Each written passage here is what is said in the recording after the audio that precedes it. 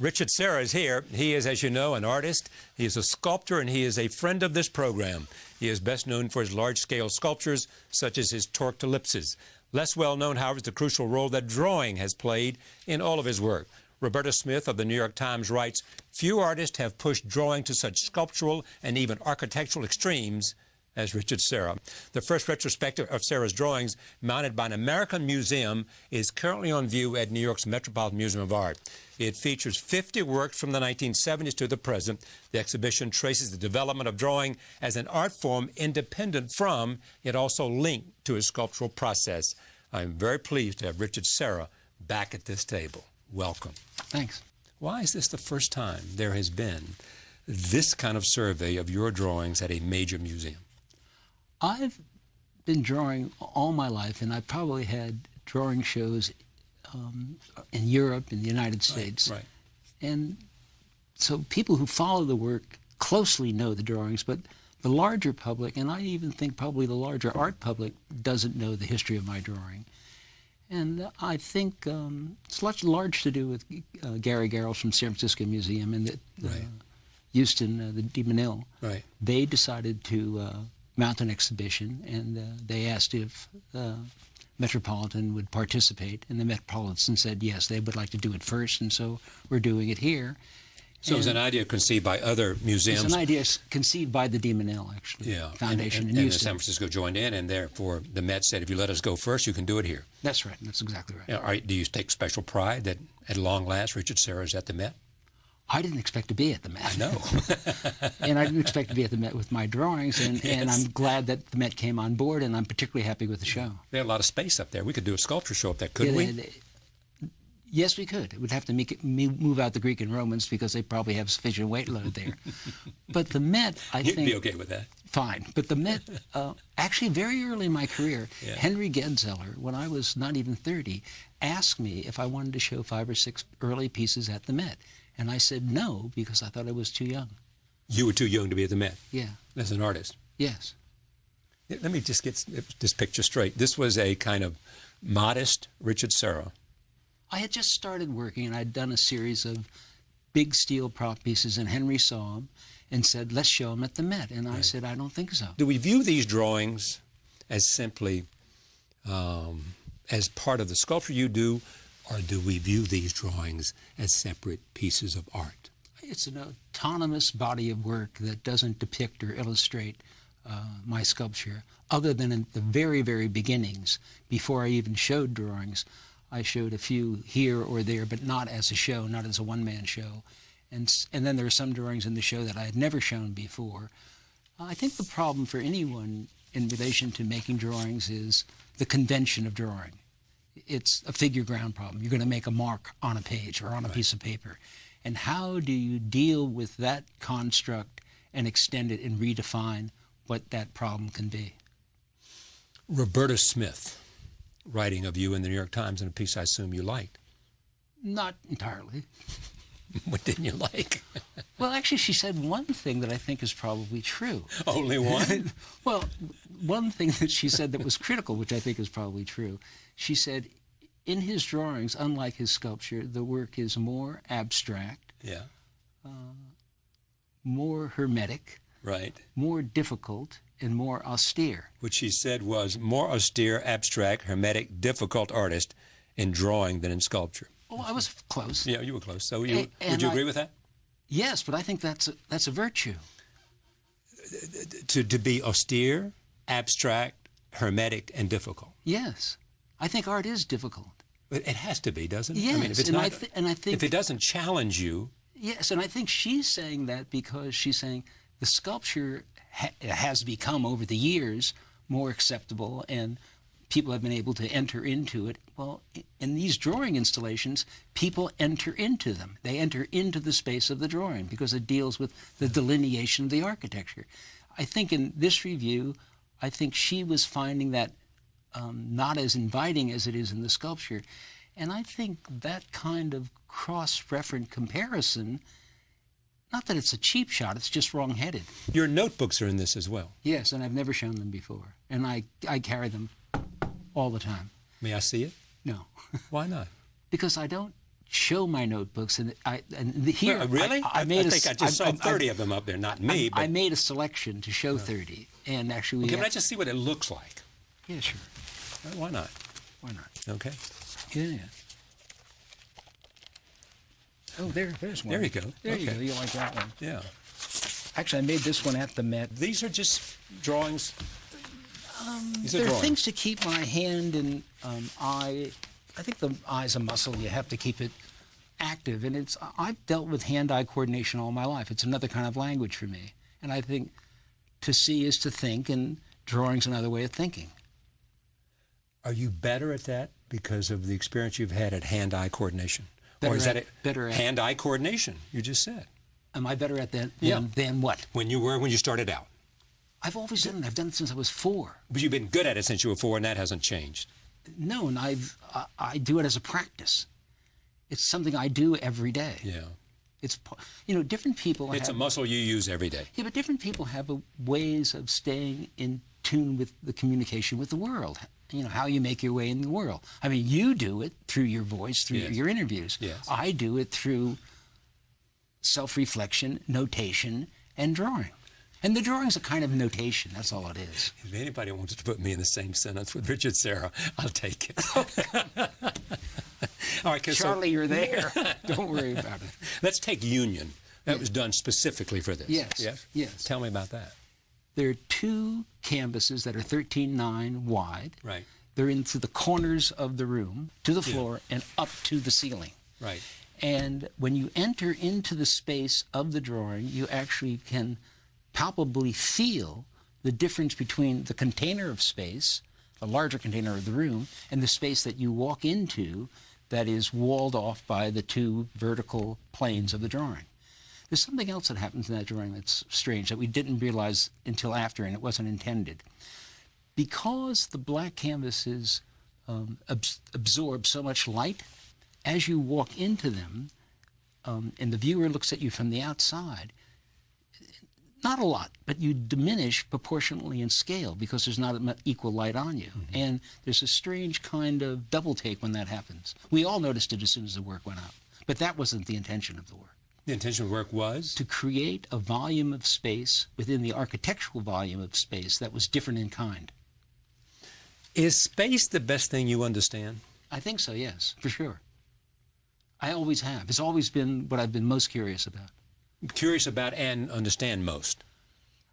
I think if you are curious, it leads you to understanding. I mean, the way I got into curves was I looked at one and I thought, oh, here's a big, wide concavity. Yeah. And I took a walk around the edge and I thought, oh, here's a convexity, which I don't understand at all, and I'm going to have to keep walking around it until I understand what it is. And yet, it was that thin from this side to that side, and it was a whole other world.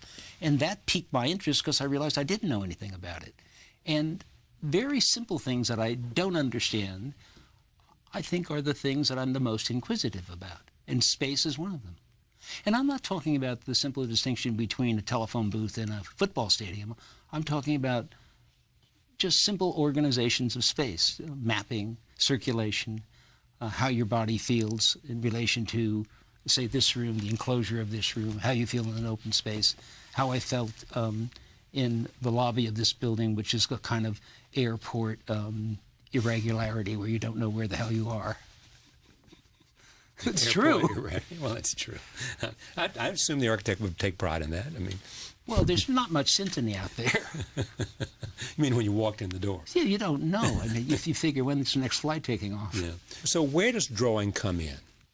It's an autonomous body of work, and I've tried to redefine it in terms of my needs in articulating space. I don't start with a drawing. You don't? No, I start with a model. I don't make drawings of my sculpture. I start with a model, and I work models, and I rework models. If I make drawings that deal with my sculpture at all, it's after the fact or when they're going up where I see details or parts. But I don't illustrate or depict my sculpture. It would surprise you to know that. In fact, in drawing, what I really wanted to get away from early on was anecdotal references to other things. Yeah. I wanted the drawing in and of itself to be interesting. I didn't want to do representational drawing. That's what I do in my notations, but I don't consider them works of art. They're notations. The notebooks are notations. They're not works of art. This little drawing I just showed you from Mexico, 3rd century whatever, that's a notation. It's not a work of art. Is drawing a learned skill? Yes, absolutely. For sure. But you had a certain natural ability. Yes, and my parents reinforced it, and that breeds confidence. I mean, if you're given, you know, pats on the back, it breeds confidence, you want to do more. And that's been the case most of my life, actually. You had confidence and you want to do more. But confidence from outside, praise or confidence from people who were your mentors and your parents and your friends? Not only my mentors and my parents, but I think one of the reasons I got into graduate school is I sent them 12 drawings. And I had a degree, undergraduate degree in English, and they accepted me on 12 drawings. Drawing's something I've always done, and I've always taken it seriously as an end in and of itself, as a thing you can make in and of itself. It's an autonomous thing. If you look at artists and you want to really understand the subtext of how they think, look at their drawings. Look to Seurat's drawings. Look to Matisse's drawings. I would see a subtext to how they think. Yeah, look at Van Gogh's drawings. I can tell you the show at the Met a couple of years ago of Van Gogh's drawings were much more interesting than his paintings. He had to invent a dot in order to make a bush, and he had to invent a line in order to make a branch. And if you go there, you're mesmerized by the mark making. What drawing basically is. Do you think those drawings were a thing of themselves? Yes, or you think they somehow were connected to a piece of art, a painting that he finished? Subsequently, he made paintings that have to do with those drawings. Indeed. In part, sometimes not. Right. But the drawings in and of themselves have a different kind of marking because of the material and the matter than the paint does. But do you think in the head of you or in the head of Van Gogh that they were drawing head to hand to, you know, and then thinking, this goes over here, this is a separate piece of art. Now I'm going to go over here and sculpt. Yeah, I don't do that. I mean, a lot of people make drawings first of what they're going to make their sculpture like. And then architects do too, and I know you think of architects as artists. No, yeah, for sure, we won't go there. But a lot of very good sculptors make drawings first of what they're going to make as sculpture, and then go make the sculpture. Right. That's not how I work. I'm a model maker. So you're okay. So you go from model to sculpture. Yes. Yeah. Maybe you've been thinking about an idea for a piece of sculpture, and you might sketch it just to get a feel for it. And you're saying, no, I wouldn't do that. What I would do is go get some paper or something and lead, yeah, because of what you work with. Yeah, I am. That's amazing to me. Because drawings are so central to you. No, because I think you're thinking of image, and I don't draw image. I draw interval or I draw space. So I don't describe an image. And I think you're thinking of the sculpture reduced to an image that you can coherently draw. Does sculpture have visibility? Not from any one position if it's any good. If it's any good, you really have to move to understand it. Yeah. I mean, that's three-dimensional. It's not flat like a painting. I mean, that's what differentiates it from a painting. You have to move and think what you're seeing as it moves. Sculpture moves as you move. It creates volume and space. It's not a flat illusion. It's very, very different than making an image. It's different. It's different fundamentally. It's in the space of your space. It's not in the space of the illusion on the wall. Yeah. You become the subject of your experience as you're experiencing it. It's not just... You become the subject of your experience as you are experiencing. Yes, which is different than looking at Cézanne's apples, which are the subject matter of the painting. Right. Is that what makes sculpture so attractive for you? Once it got off the pedestal, yes, absolutely. Yeah, exactly. Well, we know when it got off the pedestal. But that was the defining moment for you. Getting it off the pedestal. Absolutely, yes. You saw your future in that moment. Well, I don't know about my future. That's a little pretentious. Oh, you saw it? Well, okay. And we wouldn't want to be pretentious. You saw your next. You saw possibilities. Where possibilities. Or where you wanted to go. Yes. You saw your exploration. Yeah, I thought once the object dissolved into the field, it was wide open. Yeah, you could do more, feel more, experience more, have more. Not me, everyone else. No, the art. Yes. Yeah. Yeah. Okay. What was this thing about you and a child, and what was it, pink butcher paper? Paper was expensive. It was right after the war, and they used to wrap the meat in this pink butcher paper. Right. And where are we? We're in San Francisco, Okay. and I'm 5 or 6 years old, and Right. we lived in the sand dunes, and next to us there's a DeSuvro family. Right. And recently, Mark DeSuvro, who's a sculptor, told his brother Henry Right. that Richard had become a sculptor, and Henry said, "Oh, that doesn't surprise me. I remember him taking the rolls of butcher paper, unfurling it on the street, and making drawings." And that's what I did. When did you start carrying a notebook? In undergraduate school at University of California, Santa Barbara. And do you have like 5,000 like that you... Hundreds. Hundreds of them. I'll probably give them to Yale. Give them to Yale. Is Yale going to be the recipient of most of your... I haven't ever said this. I haven't said this before, but I went to Yale, and it helped me a lot. And for sure, I think I'll probably give the notebooks to Yale. I think they're to be studied, and I think Yale's a good place for them to be studied. And what about the sculpture themselves? The sculpture is mostly in place. You can't give them to any institution. I know. I know that, but I thought maybe they're models. And I don't want to... like some artists make shrines themselves and build museums. I'm not interested in that. No. So what are you interested in terms of... The next work. The next work. Yeah, always. But do you have any sense of legacy and No. place in art? No. I think once you start talking about legacy, you're looking over your shoulder. And you're looking straight ahead. Yeah. Right ahead. Yeah. And is it changing? Is it what you want to do changing from everything you've done up to this moment? I have opportunities to build right now, and that makes me happy. Opportunities to build huge. Yeah. Well, yes, absolutely. Yeah. It makes you happy, but is it going to be, will we see a continuum in that? I think in retrospect you always can make a continuum, but I know. Hopefully... But are they there, though? In part, because I'm using a language you could look at a lot of your work and say, this beget that, beget that. Yeah, but then there are breaks where they come out of a discursive move that you can't foresee. But for sure, there's a lineage. I have my toolbox. There's certain things I work with. Yeah. I work with steel. I mean... What is this picture? That's me with a brick of paint stick making a drawing. That's what that is? Yes. It shows you when we talk about drawing, we're talking about drawings. Yes. I started by using crayons, and the crayons were paint stick crayons, and they had a sleeve around them that made of cardboard, and it was incredibly tedious to take these sleeves off and then mark each canvas. It would take days, and I called the first one Abstract Slavery. It would take so long. And then we decided, why don't we just melt these crayons down into bread pans and make bricks out of them so we could use them with both arms. Yeah. When did you... I think if artists are... The ones I find interesting make up their own tools and make up their own procedures. I'll give you an example. John's is stencil, Pollock's drip. But I could give you other examples. Seurat's crayon. Because I think Audre Lorde said it really well. She said, you're not going to dismantle the master's house by using the master's tools.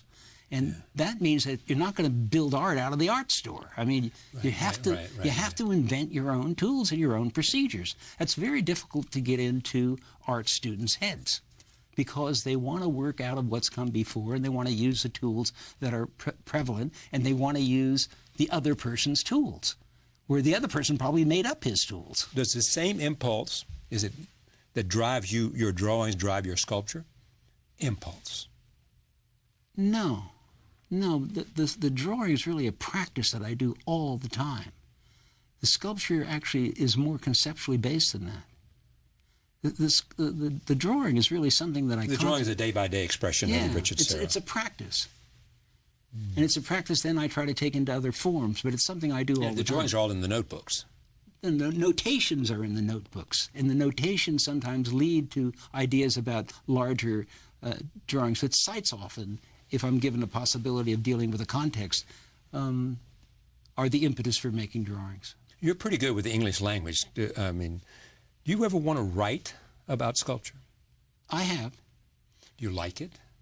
I find it difficult. That's what I thought. The last thing I wrote when Louise Bourgeois died, I wrote something. Right. And I enjoyed writing. It took me a while, but writing for me is a process of rewriting. I'm not a natural writer. So I have to write and rewrite and write and rewrite. And I majored in English literature, and at one point in my life, I thought maybe that would be an open possibility, but I didn't want to turn the German language in order to go to graduate school in English literature. It was not what you wanted to do. Yeah, but the idea of being an artist, whether you're going to be a writer or whether you're going to be a sculptor or whether you're going to be a painter or whether you're going to draw, was there early. that sense of this is what turns me on. Well, I think as a young child, in the way storytelling turns me on. What it does is it individuates you. You find out that there's something singular that you can do that gives you feedback and fulfillment and joy that nothing else does. And it's something that where you can concentrate continuously at the tip of your hand, and not for an end product in itself, but for the pure pleasure and excitement of seeing something come into being, whether it ends up on the floor or not. And it's something you can give time day after day to. And it's an activity, I think you'll find it true of a lot of artists, that they go to drawing for grounding, for psychological grounding, for fantasy grounding, for poetic grounding, for material grounding, to root them in place. I think it's primary to artists. Okay, take a look at this. That is what? When I first did Circuit in '72, which were 4 plays coming out of 4 corners at Documenta, I just took a pad of paper, walked around the periphery of the room, and marked the edges of the plates as I saw them, as they opened and closed to my vision. And I never showed them. And I've never shown them. And this retrospective came up, and Gary Garrels from the San Francisco Museum looked at them and said, we should show these. And I said, okay, why not? All right, so this is number 2. What's that? This is, I work at Gemini's print shop in Los Angeles, and I watch them roll every day ink on copper plates to make prints. And I thought, why don't I just take the ink itself and take the roller and make a drawing just with the ink and the roller? And I said, how am I going to go about doing this? And there was a surfer. I said, why don't we do it on Saturday? And he came in on Saturday. We took 14 sheets of paper. I said, okay, I'll roll 7 times on one side and none on the other. 6 on one side and 1 on the other. 5 on one side and 2 on the other. Till we got down to 7 on 7. And then we reversed the process so that the last one ends up to be the reverse of the first one, where it's white on one side and 7 on the other. Yeah. Now, that's a very serial proposition that has to do with just paying attention. Unlike the drawing of Circuit, where I'm looking at what I'm doing, here I'm just looking at the process of what I'm making. I could care less about what it looks like. I'm just staying faithful to that process. When we finished the whole thing, we looked at it and said, oh, this is interesting. Someone came along and bought them. I never saw them again. 5 of them were shown. Komarski, who's a very good collector, bought them and then gave them to the Museum of Modern Art, and the Museum of Modern Art lent them to this show. I hadn't seen them since I did them. Put your life in context for me. From the time you were using the paper as a kid out there that came from the butcher to where you are now. And through all the exhibitions at Gagosian, seems like every time I turn around, there's a Sarah exhibition at some Gagosian. We're doing one in September. Yes, I know. We start installing in August. Yes, I know. We'll be there too. Show you. I mean, you know, we're if nothing but loyal. You know, great. And appreciative of great art. So I mean, when you look at the arc of a life, you know, I mean, is there anything that you have not done that you feel like it's a place you haven't visited? It's something that lives in your mind but has not been tasted, touched, visited. No, I think work comes out of work. And I think you have to keep working to know what that place and space is. I think the anticipation of the next work comes from the last work. I don't think there are any big quantum leaps. I don't think it happens that way. You don't sit around waiting for aspiration. I don't think you sit around for anything. I mean, and you only discover by doing. That's right. That's exactly right. It's been a remarkable time. Thank you. It's great to see you.